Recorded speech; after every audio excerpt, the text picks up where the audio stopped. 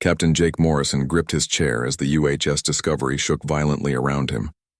Red warning lights flashed across the bridge while alarms blared from every console. The quantum drive had been acting strange for the past hour, but nothing like this. "Report," Jake called out over the noise. Engineer Tony Baker's hands flew across his controls. "The quantum field is collapsing. I can't stabilize it." Dr. Lisa Carter looked up from her science station, worry clear on her face. "Captain, we're being pulled into some kind of spatial anomaly. The readings don't match anything in our database."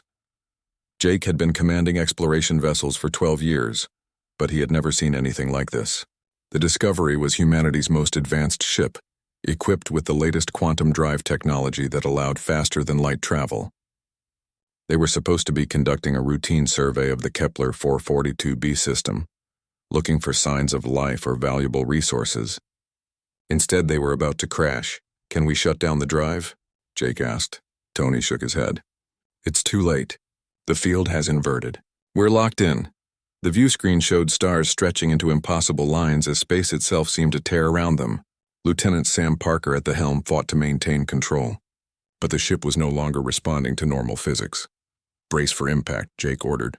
The Discovery burst through what felt like a wall of solid energy. The ship tumbled end over end before slamming into something hard. Metal groaned and sparked as they slid across what appeared to be a smooth stone surface. When they finally stopped, an eerie silence filled the bridge. Jake slowly stood up, checking for injuries. His crew looked shaken but alive. "Damage report? Hull breach in Section 7, but the emergency seals are holding," Tony reported. "Main power is down to 60%. The quantum drive is completely offline." Dr. Carter was already scanning their surroundings. "Captain, you need to see this." The main view screen flickered to life, showing the view outside. They had crashed in the middle of what could only be described as an alien temple. Massive stone pillars stretched up into a dark sky, covered in glowing symbols that pulsed with soft blue light. But that wasn't the shocking part. Surrounding their ship were dozens of beings that were clearly not human. Some stood on 2 legs like humans, but had blue-green skin and 4 arms. Others floated in the air, their bodies seeming to be made of pure crystal that caught and reflected the temple's light. There were creatures that looked like walking trees with silver bark, and others that appeared to be living shadows with glowing red eyes. All of them were staring at the human ship with what could only be described as complete shock and horror. "First contact," Jake whispered. After decades of searching the stars, humanity had finally found intelligent alien life. Or rather, it had found them. One of the 4-armed beings stepped forward. It wore elaborate robes covered in the same glowing symbols as the temple walls. When it spoke, the words came from a small device that translated them into perfect English. "This is impossible," the alien said. Its voice was deep and filled with authority. Humans should not exist beyond their primitive world. "How did you acquire star travel?" Jake looked at his crew. They were all thinking the same thing. These aliens knew about Earth and humanity, but they had expected humans to still be primitive. That raised a lot of uncomfortable questions. "I am Captain Jake Morrison of the United Human Systems Exploration Vessel Discovery," Jake said, activating the ship's external speakers. "We apologize for our sudden arrival. Our quantum drive malfunctioned during a routine survey mission." The 4-armed alien turned to confer with several of the floating crystal beings. Their conversation was in a language the translator couldn't handle, but their body language suggested heated debate. Dr. Carter was busy with her sensors. "Captain, I'm reading massive energy signatures from these beings. Some of them are generating power levels that shouldn't be possible for biological entities." "How many are there?" Jake asked. "I count representatives from 12 different species," she replied. "But Captain, look at this." She transferred her readings to the main screen. "This entire temple complex is artificial, but it's ancient. The stone shows where patterns consistent with at least 50,000 years of age." Jake felt a chill run down his spine. These aliens had been spacefaring for 50 millennia, while humans were still learning to make fire. The 4-armed alien returned its attention to the Discovery. "I am Ambassador Zexhai of the Veltorian Empire. You have violated the most sacred assembly of the Galactic Council. Your presence here threatens the stability that we have maintained for countless generations." "Galactic Council?" Jake repeated. Another voice spoke up. This one came from one of the crystal beings, and it sounded like wind chimes in a gentle breeze. "I am Counselor Theiss of the Crystalline Collective. Humans. Your species was marked in our records as contained within your home system. You were never supposed to develop star travel. Dr. Carter grabbed Jake's arm. Captain, they've been watching us. They know about Earth, but they expected us to stay there. Jake activated the comm again. Counselor Thys, Ambassador HFY, we mean no harm. We're explorers seeking knowledge and peaceful contact with other intelligent species. HFY's forearms gestured dramatically. Peaceful? Your very existence threatens the order we have spent millennia creating. The humans were classified as a chaotic species, too unpredictable to be allowed among the stars. What right did you have to make that decision for us? Lieutenant Parker called out before Jake could stop her. The temple fell silent. Several of the alien species began making sounds that the translator couldn't interpret, but they didn't sound happy. This floated closer to the ship. Child of Earth, you do not understand. The galaxy is vast and dangerous. We 12 species of the Council have guided civilization for 50,000 years, maintaining peace and order. Species like yours, with your chaotic nature and unpredictable behavior, threaten that stability. Jake felt anger rising in his chest. You've been keeping us prisoner on our own world. We have been protecting the galaxy from you, HFY replied coldly, and protecting you from forces you cannot comprehend. Dr. Carter's sensors began beeping urgently. Captain, I'm detecting massive ships approaching the planet. They're not showing up on visual, but their energy signatures are enormous.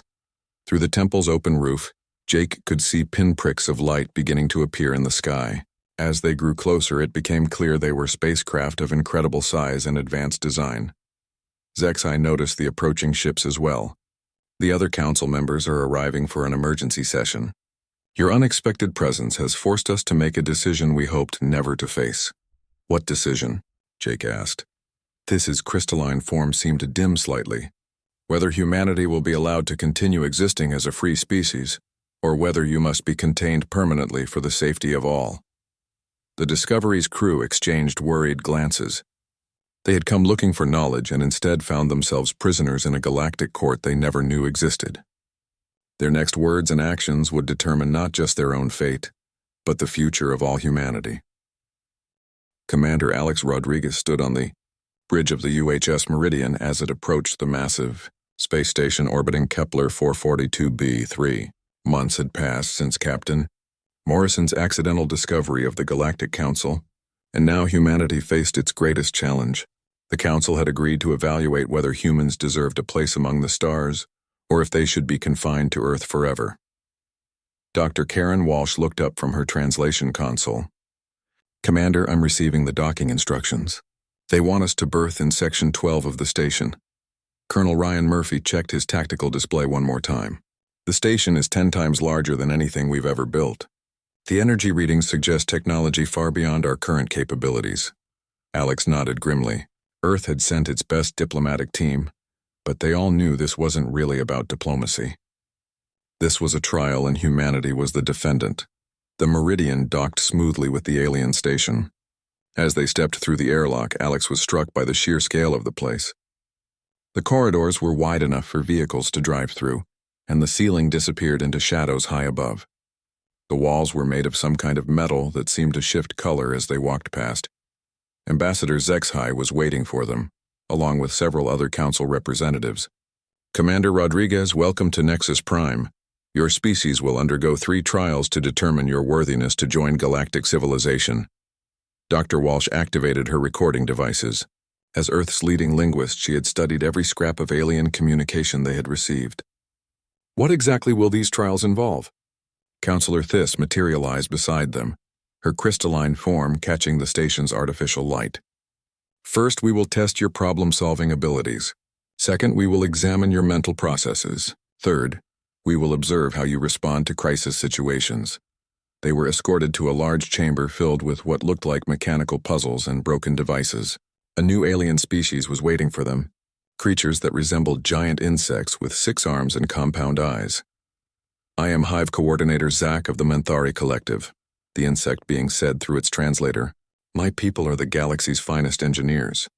We will observe how your species approaches technical challenges. Lieutenant Sam Parker, who had volunteered for the mission after her experience on the Discovery, stepped forward to examine the first puzzle. It was a cube covered in moving parts that seemed to shift and change as she touched them. The goal is to align all the symbols, Zach explained. Most species take several hours to solve this puzzle using logical progression. Sam turned the cube over in her hands, studying it from different angles. Instead of following any obvious pattern, she began pressing parts seemingly at random. Within 10 minutes, all the symbols aligned perfectly. Zach's compound eyes focused on her with obvious confusion. "How did you accomplish this so quickly?" Sam shrugged. "I noticed that the random movements weren't really random. There was a pattern in the chaos. I just followed the pattern backward." The Manthari engineer made clicking sounds that didn't translate. It handed Sam a broken device that looked like a miniature spacecraft. "Repair this using only the materials in this box." Sam opened the box to find an assortment of parts that clearly didn't belong to the device. Any logical approach would conclude the task was impossible. Instead, Sam began pulling apart some of the parts and recombining them in ways they weren't designed for. Using a piece of crystal as a conductor and some metal wire as a spring, she jury-rigged a solution that somehow made the device function perfectly. Zach stared at the repaired device in disbelief. "This should not work according to any engineering principles. But it does work," Sam replied with a smile. The second trial took place in a room filled with soft, glowing mist. Here they met the ethereal minds, beings that appeared to be made of pure energy floating in vaguely humanoid shapes. "We will now examine your consciousness." One of them spoke directly into their minds. "Do not resist." Alex felt a strange tingling sensation as something probed his thoughts. He could sense the alien mind trying to read his memories and emotions. But instead of cooperating, his mind seemed to automatically resist the intrusion. Dr. Walsh gasped beside him. "I can feel them trying to access my language centers, but something is blocking them." Colonel Murphy's military training kicked in. His mind built walls around his thoughts, protecting classified information from the mental probe. The ethereal mind withdrew with what sounded like frustration. "This is most unusual. Most species are completely open to our mental contact.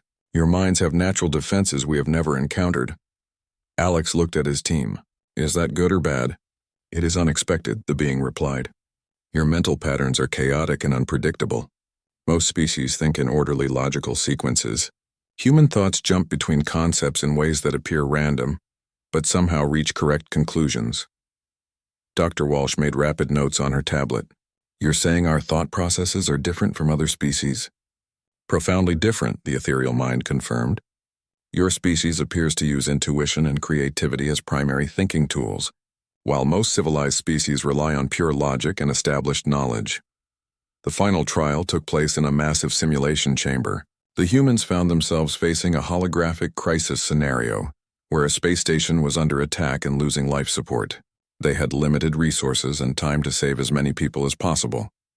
Colonel Murphy immediately began organizing evacuation procedures according to standard military protocol. But engineer Tony Baker, who had joined the mission after his experience on the Discovery, had other ideas. "Colonel, forget the standard procedures," Tony said. "Look at this power distribution grid. If we reroute the emergency power through the water recycling system, we can extend life support by 3 hours." "That's not how those systems are supposed to work," Murphy replied. "No, but it's how they could work," Pilot Grace Sullivan added. She was studying the station layout on her tablet. "And if we use the cargo transporters to move people instead of the passenger ones, we can fit twice as many people per trip." Dr. Walsh coordinated with the station's computer systems, using her linguistic skills to communicate with alien software in ways that weren't in any manual. Within 2 hours, they had evacuated the entire station using methods that violated every safety protocol, but somehow worked perfectly. When the simulation ended, the council representatives were silent for a long moment. Zexhai finally spoke. "In our standard scenario, the optimal solution saves 63% of the station population. Your method saved 97%. How is this possible?" Zach asked. Counselor Thiss floated closer to the humans. "They did not follow any established protocols. They improvised solutions that should not work but clearly do." Alex stepped forward. "Is that a problem?" "It is unprecedented," Thiss replied. "Your species demonstrates capabilities that we did not expect. You solve problems we thought were unsolvable. Resist mental probes that work on all other species, and think in ways that produce superior results through seemingly chaotic methods. Zexhi's forearms moved in what might have been nervous gestures. The Council must deliberate on these results. Your species is unlike anything we have encountered in 50,000 years of galactic civilization. As the humans were escorted back to their ship, Dr. Walsh whispered to Alex, "Commander, I think our unpredictability scares them more than our technology ever could." Alex nodded grimly. They had passed the trials, but he wasn't sure if that was going to save humanity or doom them. The Council's fear was obvious, and fear often led to harsh decisions. The trial was over, but the real test was just beginning. Dr. Martin Shaw stared at his computer screen in disbelief. The readings coming from the deep space sensors didn't make any sense. Something massive was moving in the void sector, a region of space that had been completely dead for over 40,000 years. "Commander Rodriguez, you need to see this," Martin called across the science lab aboard Nexus Prime Station. Alex walked over to Martin's workstation, still tired from the morning's council session where they were debating humanity's future. "What have you found?" "Energy signatures from the void sector," Martin explained, pointing to the scrolling data. "But not just any energy. These readings show megastructures the size of small moons coming online. The power output is beyond anything we've seen from Council technology." Alex frowned as he studied the numbers. Could it be some kind of natural phenomenon? Before Martin could answer, alarms began blaring throughout the station. Emergency lights flashed red as Councillor Thiss materialized in their lab, her crystalline form pulsing with agitated colors. "Dr. Shaw, we need your analysis immediately," Thiss said urgently. "Your human sensors have detected something our instruments missed." "What's happening?" Alex demanded. Ambassador Zexhi rushed into the lab, his forearms moving frantically. "The void sector readings match historical records from our most ancient archives. The Devourers are awakening." Martin looked confused. "The Devourers?" Thiss's form dimmed with what appeared to be fear. "The galaxy's apex predator. They consumed entire civilizations before our ancestors managed to imprison them 40 millennia ago." Alex felt a chill run down his spine. "Imprison them where?" "In a dimensional prison within the void sector," Zexhi explained. "But the quantum barriers are failing. Your arrival may have disrupted the delicate balance that kept them contained." Captain Morrison's voice crackled over the communication system. "All hands, this is Morrison aboard the Discovery. We're receiving a priority transmission from Earth Command. They're detecting massive gravitational anomalies throughout the galaxy." Martin's hands flew across his controls, pulling up data from human deep space monitoring stations. "The gravitational waves are coming from multiple points, but they all trace back to the void sector as the source." Thighs floated closer to the human scientists. "Dr. Shaw, your species has technology we do not fully understand. Can your quantum sensors penetrate the dimensional barriers around the void sector?" "I can try," Martin replied, already reconfiguring the Discovery's sensor array. "But I'll need to get closer to get accurate readings." "Absolutely not," Zexhi declared.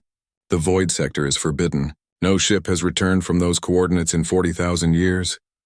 Alex stepped forward. "With respect, Ambassador, if these Devourers are as dangerous as you claim, we need to know what we're facing." The debate was interrupted by Lieutenant Parker rushing into the lab. "Commander, Captain Morrison wants all senior staff back on the Discovery immediately. We're launching a reconnaissance mission."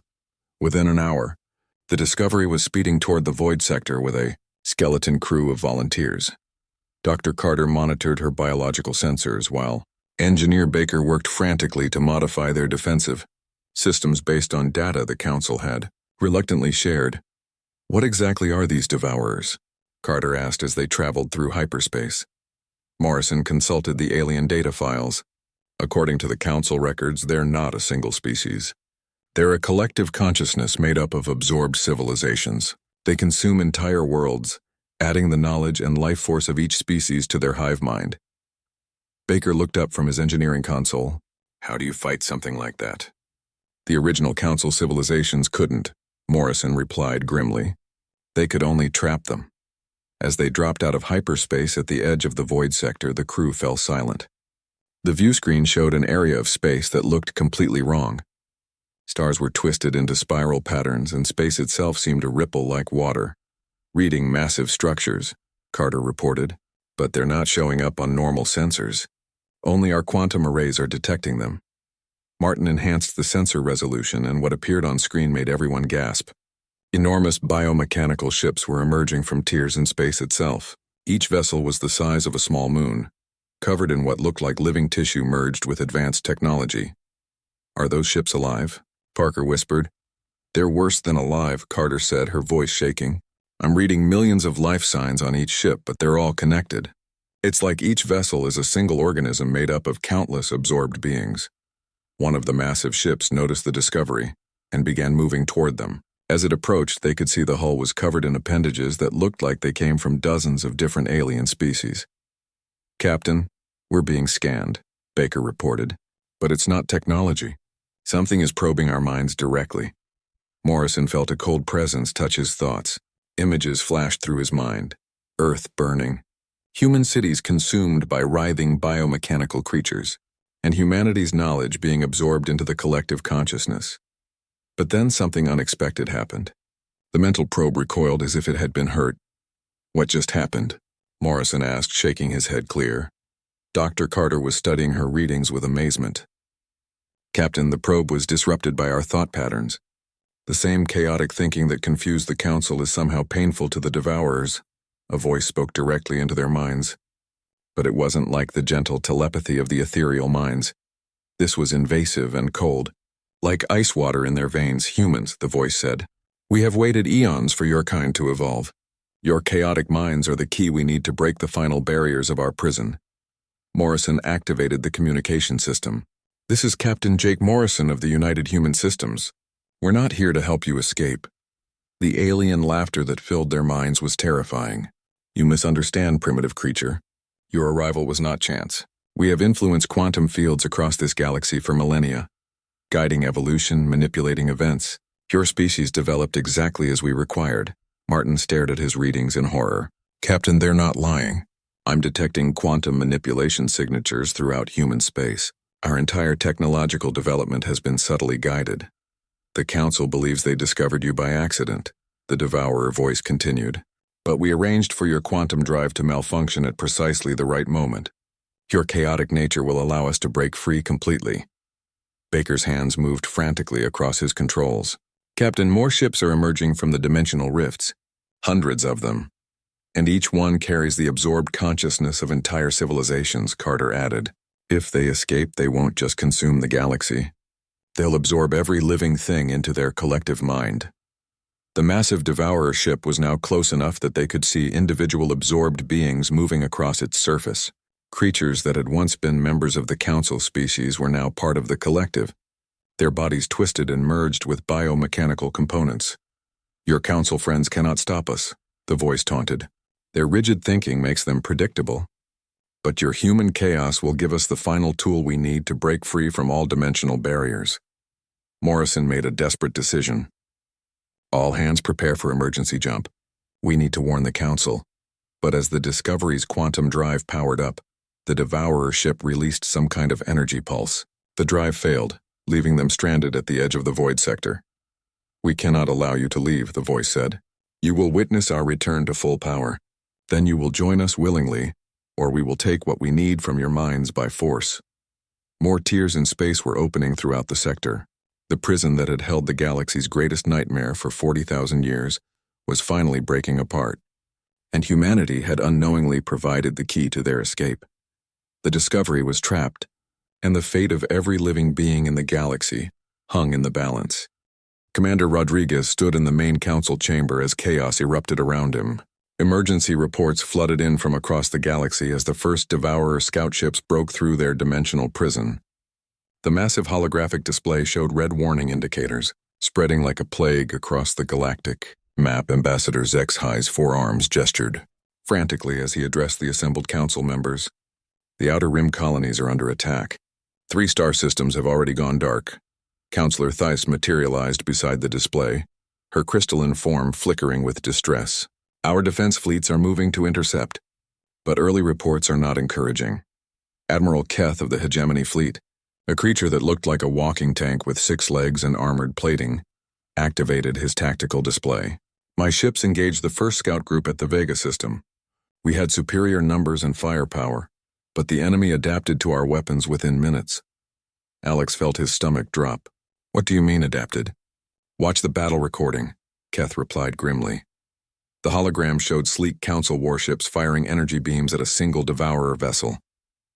At first, the attack seemed effective, causing visible damage to the biomechanical hull. But then something impossible happened. The Devourer ship's hull began to change, developing a reflective coating that turned the energy beams back at the attackers. They absorbed the knowledge of our weapons and developed countermeasures in real time, Keth explained.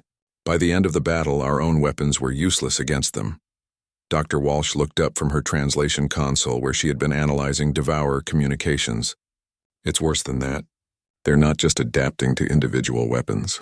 They're learning from every engagement simultaneously across all their ships. Zexai turned to the human delegation. This is why your species was classified as dangerous. The Devourers need chaotic, unpredictable minds to break their final barriers. Your presence in the galaxy has given them exactly what they required. Alex stepped forward, anger rising in his voice. So what are you suggesting? That we surrender to them? Some council members believe that may be our only option, they admitted. If we give them what they want, perhaps they will spare the rest of the galaxy. That's not how predators work, Colonel Murphy interjected. Give them what they want and they'll just want more. The debate was interrupted by Captain Morrison's voice over the communication system. Council, this is Morrison aboard the Discovery. We've managed to escape the void sector, but we have urgent information. The main screen switched to show Morrison's tired face. Behind him, Dr. Carter and Engineer Baker were working frantically at their stations. The Devourers aren't just planning to escape their prison. They want to absorb the Council's central nexus. If they get access to all the accumulated knowledge of your civilizations, they'll become unstoppable. A new alarm began sounding as Admiral Keth received an urgent message. The second wave of scouts has reached the mid-rim. They're moving faster than our projections indicated. Alex looked around the chamber at the panicked alien faces. These were species that had maintained galactic order for 50,000 years, but they were completely unprepared for an enemy that could learn and adapt faster than they could respond. We need to try a different approach, Alex said. Your fleets are failing because they're fighting conventionally. The Devourers can predict and counter conventional tactics. Zexai's translator crackled with frustration. What do you suggest, human? Your species has been in space for mere decades while we have fought wars for millennia. Before Alex could answer, Lieutenant Parker burst into the chamber. Commander, we're receiving a transmission from Captain Morgan and the Human Defense Fleet. They're engaging Devourer scouts at the Centauri system. The main display switched to show a real-time battle feed. Captain Beth Morgan's voice came through clearly despite the static. All units ignore standard attack patterns. We're going with Plan Chaos. Alex watched in amazement as the human ships began their assault. Instead of maintaining formation and following military doctrine, they attacked in completely random patterns. One ship performed a ramming maneuver that should have been suicidal, but somehow worked. Another vessel fired its engines in reverse while shooting, creating an impossible trajectory that confused the Devourer vessel's targeting systems. What are they doing? Admiral Keth demanded. Lieutenant Chris Turner's voice came through the comm. Sir, we're using completely irrational tactics. The enemy can't predict what we're going to do because we don't know ourselves until we do it. The Devourer ship tried to adapt to the human attacks, but every time it developed a countermeasure, the humans changed to a completely different approach. Engineer Tony Baker had jury-rigged weapons that shouldn't work according to any engineering principles. Pilot Grace Sullivan was flying maneuvers that violated basic physics but somehow succeeded. For the first time in 40,000 years, a Devourer vessel was being damaged faster than it could adapt. Impossible, This whispered. The humans are actually winning. But the victory was short-lived. Dr. Shaw's voice crackled through the comm with urgent warning. All ships, the Devourer vessel is calling for reinforcements. I'm reading massive quantum signatures approaching from the void sector. The celebration in the council chamber died as dozens of new red indicators appeared on the galactic map. The main Devourer fleet was beginning to emerge from their dimensional prison. Captain Morgan's voice came through one final transmission. Command, we've proven that human tactics can work against them, but we can't hold against these numbers. They're adapting to our chaos faster than we hoped. The transmission cut to static. Alex turned to face the assembled council. You've seen that our methods can work, but you're right that we can't win alone. We need to work together. Many council members still refuse to trust your species, Zexai replied. They fear that allying with humans will only make the situation worse. Dr. Carter's voice came through from the Discovery. Commander, I've been analyzing the Devourer collective consciousness. I think I know why our chaotic thinking disrupts them. Explain, Alex ordered. Their absorbed civilizations all think in logical, predictable patterns, Carter continued. When they encounter human irrationality, it creates cognitive discord within the collective. But they're learning to compartmentalize our chaos. We have a window of opportunity, but it's closing fast. Admiral Keth studied the tactical displays showing the approaching Devourer fleet. Even if we could coordinate our forces with human tactics, we don't have enough ships to face that armada. Alex looked at the holographic display showing hundreds of massive Devourer vessels emerging from dimensional rifts. Each one carried the absorbed knowledge and life force of entire civilizations. If they reached the galactic core, it would be over. Then we don't fight them ship to ship, Alex said quietly. We fight them the only way humans know how. Which is? Thess asked. Alex smiled grimly. We cheat. Captain Morrison gripped his command chair as the Discovery led a desperate fleet toward the galactic core. Behind them, hundreds of Devourer motherships were approaching the Council's central nexus, a massive structure that contained 50,000 years of accumulated knowledge from 12 civilizations. Status report, Morrison called out. Dr. Carter looked up from her console with grim determination. The nexus is 3 hours away from Devourer range. If they absorb that much knowledge, they'll become omniscient. Engineer Baker was making final adjustments to the most insane plan in human history. Captain, the cultural transmission arrays are ready. Every human ship in the fleet is broadcasting our entire civilization's data. Morrison activated the fleet communication system. All vessels, this is Morrison. Remember, we're not trying to destroy the Devourers. We're going to feed them something they can't digest. Commander Rodriguez's voice crackled through from the Meridian. All human ships begin full-spectrum cultural broadcast on my mark. Every song, every story, every contradiction in human history gets transmitted directly into their collective consciousness. The plan was completely insane. Instead of fighting the Devourers with weapons, they were going to overwhelm them with pure human chaos. Every piece of music from Bach to heavy metal, every philosophical argument from ancient Greece to modern times, every cultural contradiction that made humanity simultaneously brilliant and frustrating. Dr. Walsh monitored the transmission frequencies, broadcasting complete human linguistic database. That includes every language, every dialect, and every slang term humans have ever created. The first wave of Devourer ships noticed the approaching human fleet and moved to intercept. But as the cultural broadcast reached them, something unexpected began happening. Captain, look at this, Carter said excitedly. The Devourer ships are slowing down. Their collective consciousness is experiencing processing delays. Through the view screen, they could see the massive biomechanical vessels beginning to shake and convulse. The absorbed beings covering their hulls were moving erratically, as if they were fighting against something. The Devourer voice that had taunted them before now sounded strained and confused. What are you doing to us? These patterns make no sense. Morrison smiled grimly. We're showing you what it means to be human. The broadcast continued as the fleet closed distance. Human art flooded the collective consciousness. From cave paintings to digital masterpieces, human music filled their minds with everything from lullabies to death metal.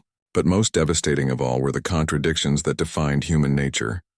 The same species that created beautiful poetry also invented terrible weapons. Humans could be incredibly kind and unspeakably cruel, sometimes within the same day. They believed in justice while practicing inequality, preached peace while waging war, and somehow managed to love and hate with equal passion. Dr. Carter monitored the effects on the Devourer fleet. Their collective consciousness is fragmenting. The absorbed civilizations are having individual thoughts for the first time in millennia. Colonel Murphy led boarding parties onto the nearest Devourer mothership using modified transport pods. What they found inside defied description. Corridors were lined with biomechanical chambers containing absorbed beings from dozens of species, all connected by pulsing organic cables. "This is Murphy to all boarding teams," the colonel transmitted. "Don't try to fight them. Talk to them instead." Lieutenant Parker approached one of the absorbed beings, a creature that had once been a crystalline collective member like Counselor Thes. Its crystalline form was corrupted with mechanical implants, but its eyes still showed traces of individual awareness. "I know you can hear me," Parker said gently. "The collective is telling you that resistance is futile, but humans believe something different. We believe every individual has the right to choose their own path." The absorbed being's eyes flickered as conflicting thoughts battled in its mind. The collective consciousness was trying to suppress individual awareness, but the chaos of human culture was breaking down those barriers. Dr. Walsh and her linguistic team were broadcasting human concepts of free will and individual choice directly into the ship's communication systems. Personal liberty, self-determination, the right to disagree, the beauty of being different, she transmitted in dozens of alien languages. Throughout the Devourer fleet, absorbed beings were beginning to remember who they had been before assimilation. The collective consciousness that had dominated them for thousands of years was cracking under the weight of human contradiction and chaos. Engineer Baker had found the ship's central control nexus, a massive organic brain surrounded by countless neural connections. "Captain, I'm uploading the entire human internet directly into their central processor. Every meme, every argument, every piece of random nonsense humanity has ever created online." The effect was immediate and devastating.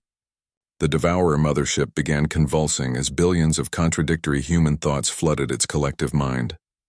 Cat videos mixed with philosophical debates, cooking recipes collided with scientific theories, and social media arguments created feedback loops that the logical alien minds couldn't process. Back on the Discovery, Morrison watched as ship after ship in the Devourer fleet began to break apart. But they weren't exploding in destruction. They were transforming as individual consciousness reasserted itself among the absorbed beings. "Commander Rodriguez, are you seeing this?" Morrison called out. "Confirmed, Captain," Alex replied from the Meridian. "The collective consciousness is dissolving. Individual species are breaking free from the hive mind."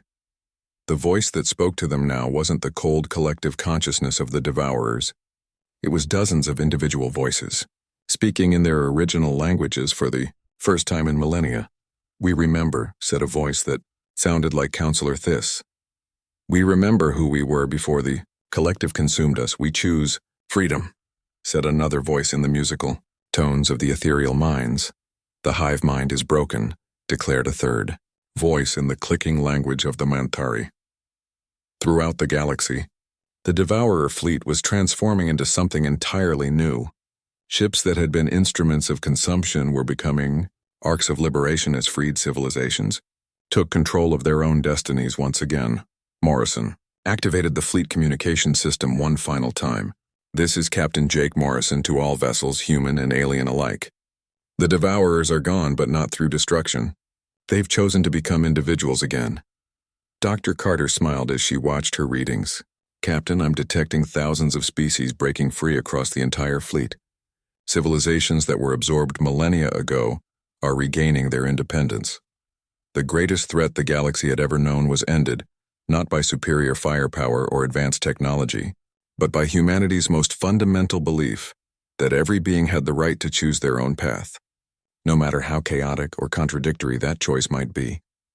In the weeks that followed, the galaxy formed a new federation, not the rigid order of the old council, but a loose alliance of free worlds where diversity and individual choice were celebrated rather than feared.